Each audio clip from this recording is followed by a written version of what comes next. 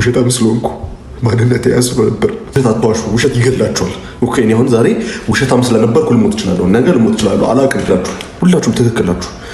ያንን ከማለቴ በላይ ያንን ያልኩበት ምክንያት ውሸት መሆኑ ዝም ያልኩትም ለማመን ሳይሆን ያሉትን ነገሮች አስረድቻችሁ ይሄ ማለት ይሄ ነው፣ ይሄ እንደዚህ ነው ማለት ስላለብኝ ነው። እኔ ይህንን ቪዲዮ ለመስራት ሳስብ በጣም ግራ ይገባኛል። አሁን ነው ትክክለኛው ጊዜ አልፎት ይሆን ትክክለኛው ጊዜ ይመጣ ይሆን ይህንን ነገር ስለማውራት የምጀምርበት ሰዓት ምናምን እያልኩኝ ሳስብ ነበር። ግን አይ ቲንክ ትክክለኛ ጊዜ ያለው አይመስለኝም፣ የተሳሳተ ጊዜም ያለው አይመስለኝም።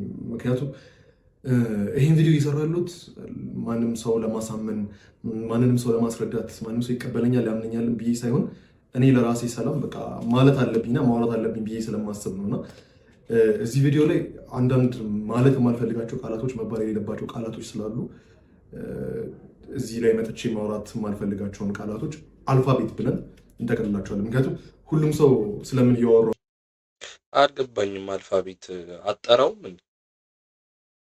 አልፋቤት እንደሆነ ይገባዋል ብዬ አስባለሁ። ከዚህ በፊት የተፈጠሩትን ነገር ያያችሁት ነገሮች ስላሉ ማለት ነው።